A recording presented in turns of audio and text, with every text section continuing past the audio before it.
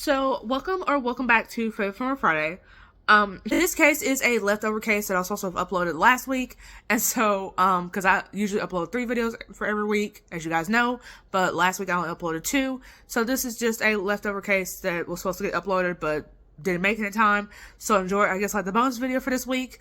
This video is a case from the 1900s, not very well known, despite how crazy it is. So, of course, I'm going to tell you guys the story that was publicly known today. Of course, I have sources down below as always. And so with that being said, I'm gonna quit my rambling. Let's go and get started. So we're gonna start off with Wallaberga. See, her name's hard to pronounce. But we're gonna call her Dolly because that's her nickname and also it's easier for me. So, but Wallaberga apparently is like a German name because she has parents that are German immigrants and she was born on June 12th, 1880. Apparently she was raised in the Midwest. She would go work in a factory when she's like 14, and she meets her husband who's like 17. Apparently he's like the owner's son, and his name's Fred Osterich, but we're gonna call him Fred because, you know, these last names are hard to pronounce because apparently he was also German too. He was born December 8th, 1877. So it's only a 3-year age gap, so not too bad. And then, like I said, they get married. They go start a little apron business that Fred pretty much is like the owner of. And then they have a son on like August 20th, 1900, named Raymond. Of course, Raymond would sadly die at like 9 years old. And I would like to believe he was sick because, you know, like the life expectancy wasn't that long back then. And that's like the only kid they had. They had no more kids after that. It was just Raymond. So then it's said that, of course, he died July 15th, 1910. And it is said that Fred, understandably, was grieving the loss of his son. And apparently he started drinking and working a lot to basically deal with his son's death. Because that was his way, I guess, like, of grieving. Fred's working because he owns a company. And Dolly's at home, you know, cooking, cleaning, doing housewife shit. Because, again, early 1900s, women didn't really work a lot. So, apparently, they have a sewing machine at home. It gets broken. She calls Fred and asks, hey, can you have somebody send over to fix it? So then he sends someone over to fix it. And it's 17-year-old Otto Sandhuber. And then Otto was born on July 16th, 1887. And then, okay, so their sources are conflicting about exactly where he was born and who raised him. So there's sources saying that he was raised by his birth family in Manhattan, you know, Manhattan, New York. Or he got adopted and was born in Germany. But he would obviously eventually come over because the story takes place in... And then also it said that he may have been drafted in the war, which he would have been old enough. Like World War I, but there's no mention of him actually going into war. So, not confirmed, but just thought I should mention that on Otto. And so what is known, and it is confirmed apparently, is that when Otto first came over, keep in mind he's 17 and Dolly's like a grown woman. But I guess back then, like, the age gap just didn't matter, because again, this is the 1900s, and obviously not today's standards. So basically, she opens up the door to her house, wearing nothing but a silk robe, little perfumes sprinkled behind the ears, and basically... you know, some stockings. So, of course, they start an affair. They're sleeping around. They originally start going to hotels to do it. But also, you know, even back then, that would cost some money. And Fred, apparently, despite his drinking, he was keeping track of his money. So, you know, good for him. And he would notice that the money was missing. And he was trying to figure out, like, where all these expenses were coming from. These random expenses were coming from. Especially depending on how often they went and did it. So, they decided we're going to stay at the house. She moves him into the attic. Because they had an attic here in Milwaukee in their house. So then, of course, neighbors start getting suspicious because, you know, they're nosy. Not a lot's going on. So they're being nosy what the hell their neighbors are doing. And they know that Dolly is married and that her husband is out working. And this is not her husband. So, like, who the hell is this man? Apparently, she's going around telling him that, oh, it's just my half-brother. And, of course, nobody believes her.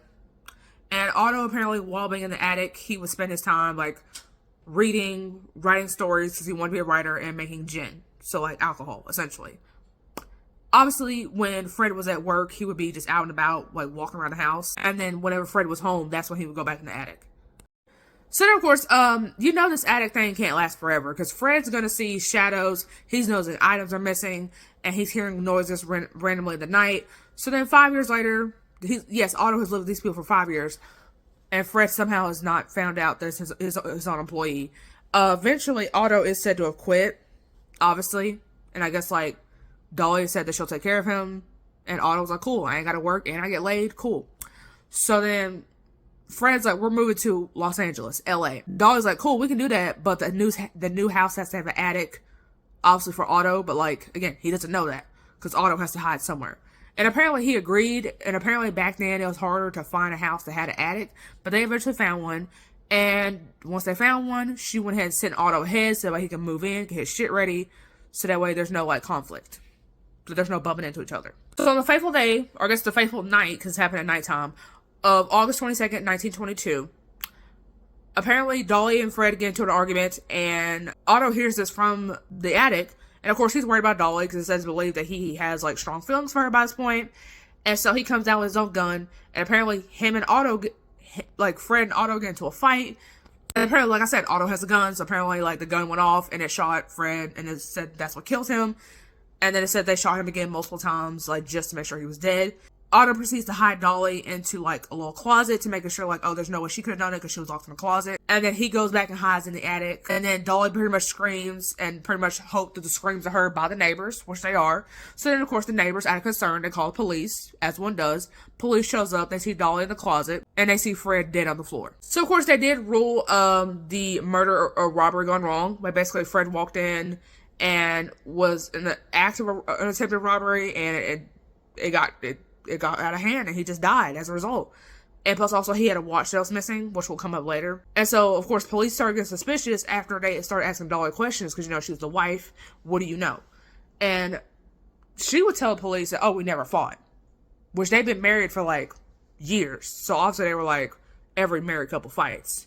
And so, Dolly would move, again, with the help of Ray Henrich. And, of course, obviously, you gotta make sure you got this attic. Because, again, just because Fred's dead don't mean you could be out just walking around. That looks a little suspicious. And I told people you're my brother. So then she starts dating this attorney named Herman Shapiro. And then she decides, so of course we're dating, so I gotta give him a gift. And she still has Fred's watch that supposedly was stolen. So she gives him Fred's watch as like a gift. Didn't say like what the occasion was. She just gave it to him as a gift. Apparently, he's the estate attorney, so he immediately recognizes this watch. And she's like, oh, don't worry. Like, I found it. Like, turns out they actually didn't steal it. So Fred's dead. He has no use for it. Here you go. So he takes it, and then apparently Herman just starts wearing the watch often, like it's nothing. So then Dolly, she's dating. So while she's still dating, Herman, apparently she also starts dating this guy named Roy Klum, who apparently is an aspiring actor. Okay, she gives him the murder weapon and says, yeah, this is actually a gun similar to what they used to shoot my husband. So we need to get rid of this so the police don't think I did it. Because I'm the wife, so obviously they're going to suspect me because I'm the spouse. You know. So then he supposedly throws it away in these little tar pits. And apparently once something's thrown in the tar pits, you ain't getting it back. Because tar, like, it's hot. It disposes of evidence. And then she told another story to a neighbor named John Farber.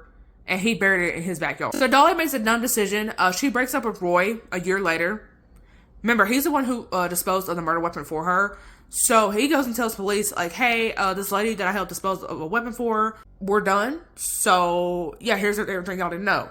So then apparently they go arrest Dolly, and the neighbor John sees this, and he eventually finds out, like, why they're arresting Dolly. So then he goes and digs up the gun that he buried for Dolly and gives them that gun.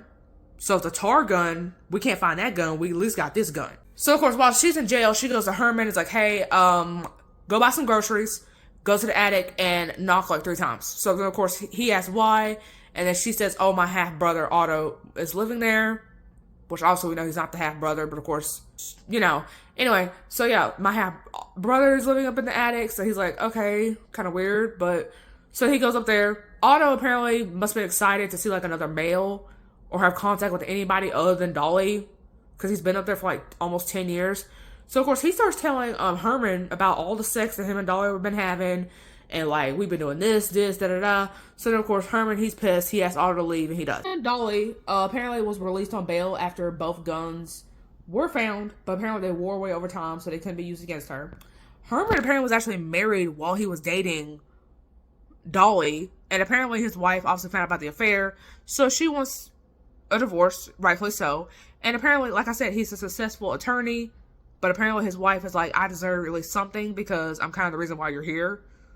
Because, you know, I helped you set up your law business. You never contribute to the house and a bunch of other stuff. And eventually he does wind up becoming homeless and broke.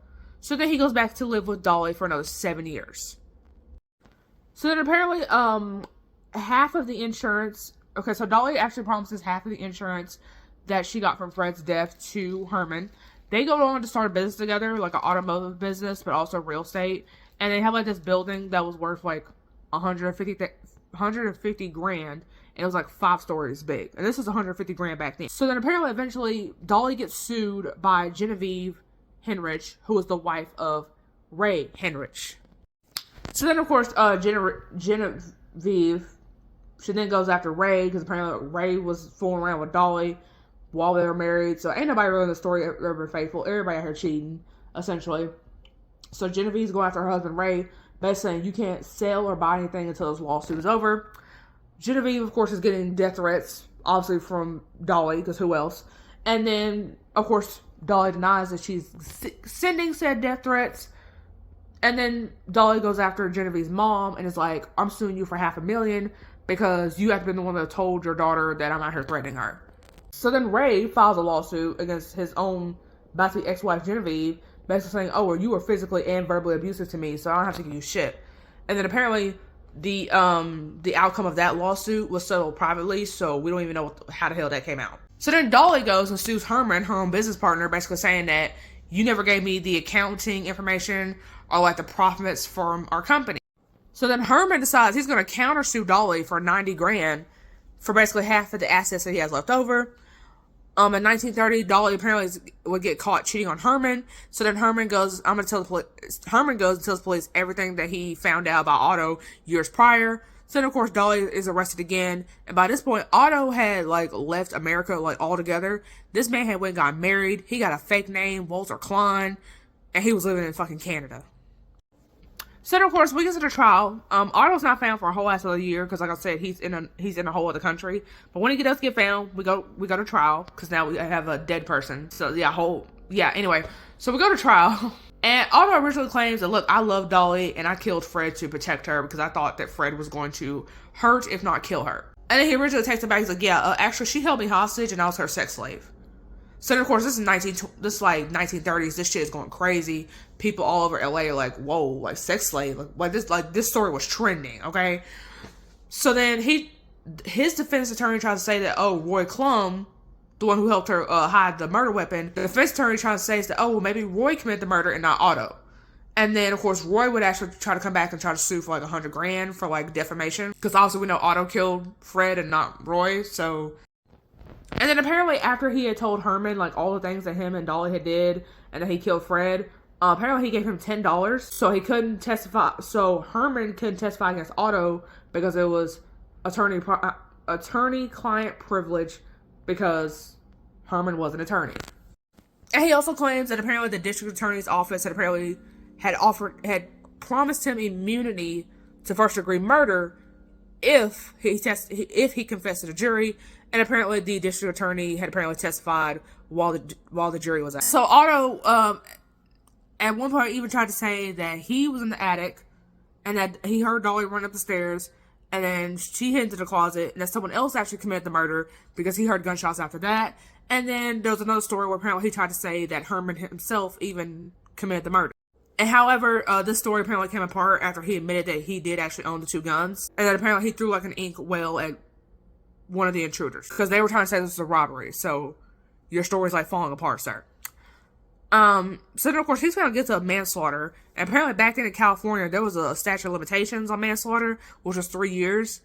And apparently he already it had expired, so he pretty much was free to go. So then there's another man named John who apparently is Fred's brother, and he starts getting death threats to like don't come testify or like you're dead meat. And then there's a woman named Alvy Judkins. Apparently she was I guess Fred like knew that Dolly was unfaithful because he would have Alvy go over and she was supposed to be there until he was to come back. Well, she would testify that Dolly would send her like away after Fred left, but she was to come back right before he came back to make it like she was here the whole time, that she didn't leave. So that way Dolly could have her little affairs. So then, of course, like I said, Alvy, she's getting death threats too. So then she's like, okay, and she's in Milwaukee. The trial's taking place in Los Angeles, by the way. So then she's like, look, I'll still come, but you need to pay for travel fees for me, my husband, and my attorney. And even though this was back then in the 30s, they said that shit's too expensive. And apparently they decided it was they agreed at first, but then like last minute they were like, yeah, it's too expensive to fly all y'all out. So then Herman ass is all the way over in New York, so the way other side of the country. And then apparently prosecutors were threatening to have him disbarred, because remember, he's an attorney, so basically take away his attorney license if you don't testify against Dolly. He then goes to St. Louis, Missouri, and says, if you want me there in LA, you got to pay the fees to get me there yourself. So then the prosecutor is like, fuck it, we're not playing this game. We go get a warrant from the judge. There's now an active warrant out for your arrest.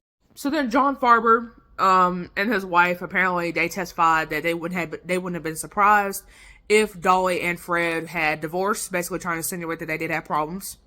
A bank teller had apparently testified that Dolly and Otto, despite not being married, had their own, like, a bank account together. Alvy would even say that there was, at one point she said, there's only one way I'm gonna get rid of Fred, and it's not divorce. So we can indicate murder in that one.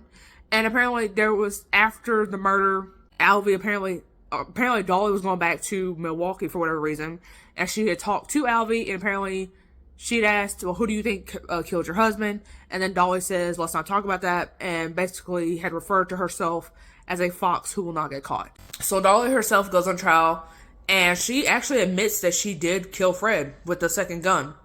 So then, of course, now we have a confession. So then the jury goes on a conviction 9-3. So that's a hung jury. They are sent home, come back the next morning. The vote is now 10-2. The judge, of course, declares a mistrial and reschedules for a new trial. So he schedules it for October 14th and then November 17th, and then said, look, you got until December 15th to drop all charges or we're going to trial, and then by December 8th, all charges against Dolly are dropped. So Dolly is released for good. It is said that Otto did stay in LA, but disappeared, basically tried to live a quiet rest of his life. He did, of course, said that he died on March 22nd, 1948, and is buried under the name Walter Klein. So in 1931, apparently Dolly got into a lawsuit with a jeweler for like $3,500 for some jewelry that she told him to hold on to in 1928. Apparently in 1932, she would sue Herman for whatever reason and win a suit against him for like $90,000. He goes back and sues her, and he gets $140 from her in like 1935. So then after this, after he won the lawsuit for only like $140, he has broken ribs and getting death threats, and he goes to police and says it was the work of Ray Henrich. So then, of course, Ray and Dolly are brought in. They both get light sentences and are basically told to leave Herman alone. Dolly goes on to then get sued by multiple people for apparently misrepresenting the real estate that she had sold on to them when she had her little business. And then, of course, she basically lost several of those cases. Didn't specify how much she had lost, but she lost multiple of those cases. So it said that Dolly, for the last years of her life, she was pretty much trying to live like a quiet lifestyle. And apparently the last 30 years of her life, she was actually dating Ray. Now, was she only dating Ray, like, exclusively? We don't know. Highly doubt it. But, of course, she's dating Ray for the past 30 years. They eventually wound up getting married in, like, April 1961.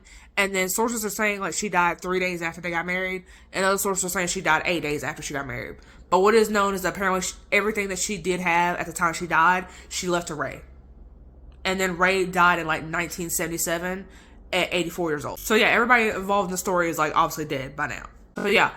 So, like I said, not a very well-known case. Very wild case, especially considering staying in the attic for like a whole decade of your life. Definitely know what you think about Dolly and Otto. Obviously, nobody really served any jail time for Fred's murder, if you really think about it. And so, of course, definitely know what you think down below. Sources, as always. If you have any cases similar to this, definitely let me know, because the first I've heard of a case like this. And so, with that being said, I'm here for you guys 3 times every Friday, and I'll see you guys in the next one. Bye! So if I play dead, will you regret everything that you did, that you said? I don't think you understand what you're doing, and my heart's black and blue from the bruising. I feel like when I'm with you I'm losing. I feel like you think that this amusing, sitting there gaslighting and